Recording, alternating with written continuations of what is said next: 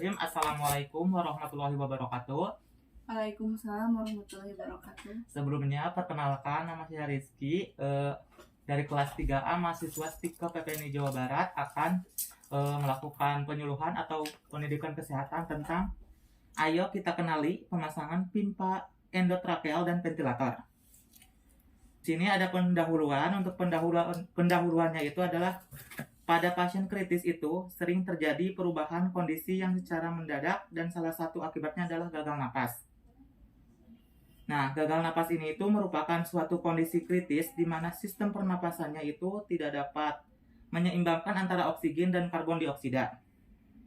Tanda-tandanya seperti pernapasan menjadi cepat lebih dari 30 kali per menit atau bisa lebih lambat kurang 10 kali per menit, dan saat diauskultasi atau didengarkan menggunakan stetoskop suaranya napasnya seperti orang asma atau mengi. Nah, apa sih itu pipa endotrakeal dan ventilator? Nah, untuk pipa endotrakeal itu adalah suatu pipa yang dimasukkan ke dalam trakea kita melalui mulut atau melalui hidung yang dibantu dengan alat yang bernama laryngoscope.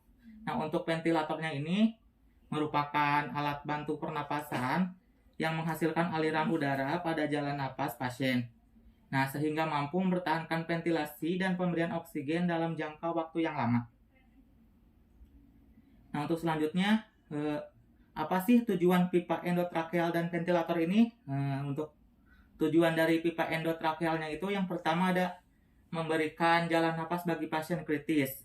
Yang di jalan napasnya ada sumbatan, kita bisa dilakukan tindakan pemasangan pipa endotrakeal. Selanjutnya ada untuk memberikan napas mekanik dengan menggunakan ventilator dan menghilangkan hambatan pada saluran napas. Selanjutnya melancarkan pernapasan pasien dengan kondisi tertentu seperti asma akut, COVID-19, dan lain-lain. Selanjutnya ada memudahkan dokter melihat kondisi saluran napas bagian atas pasien. Dan untuk memberikan bantuan pernapasan pada pasien yang menjalani operasi dengan anestesi umum. Nah, untuk selanjutnya ada tujuan dari ventilator. Yang pertama ada alat bantu pernapasan sering terlihat mungkin ya Bu di ruang ICU pada pasien kritis menggunakan alat ventilator atau alat bantu napas. Oh, yang ventilator yang besar itu, Pak? Iya. Jadi pada pasien kritis menggunakan alat ventilator ini atau alat bantu napas karena mereka itu tidak dapat bernapas secara spontan. Nah, yang kedua itu memastikan pengiriman oksigen ke jaringan tubuh itu cukup. Menstabilkan dinding dada agar tidak terjadi cedera dada yang parah. Mengurangi kerja pernapasan, meningkatkan tingkat kenyamanan pasien, pemberian MP yang akurat, dan mengatasi ketidakseimbangan ventilasi dan perfusi. Nah, untuk selanjutnya, apa sih komplikasi dari pipa endotrakeal dan ventilator ini? Nah, yang pertama di sini saya akan menerangkan ada komplikasi pipa endotrakeal. Yang pertama itu ada salah letak dan tidak berfungsinya pipa endotrakeal. Yang kedua hipoksia, hiperkarbia, dan pneumotorak. Yang ketiga ada kegagalan intubasi dan aspirasi. Selanjutnya ada trauma jalan napas dan trauma gigi. Selanjutnya ada apulsi pita suara dan gangguan menelan. Selanjutnya ada komplikasi dari ventilator. Yang pertama itu luka atau pendarahan pada jaringan mukosa karena adanya gesekan, dan gesekan trauma bisa menyebabkan pendarahan pada jaringan mukosa. Yang kedua, kelemahan otot pernapasan.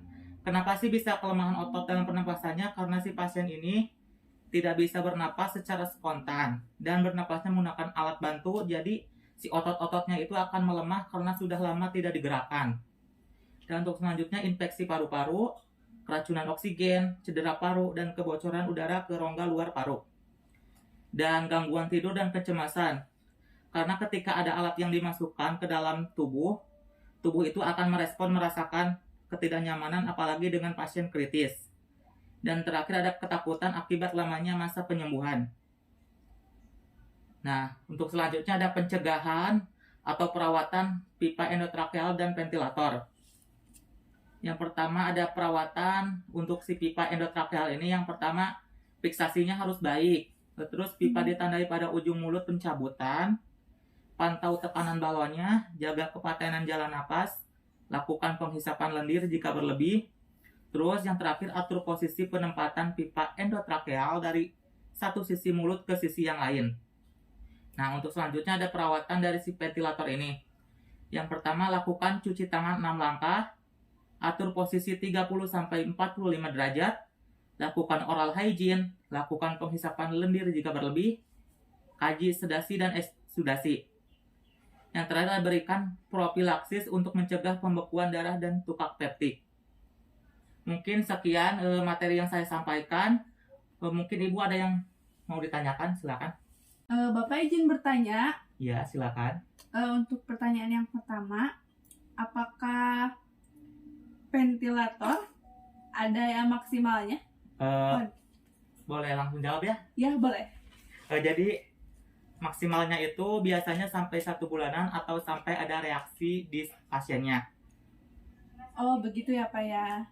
Mungkin selanjutnya ada pertanyaan lagi, Bu? Sudah.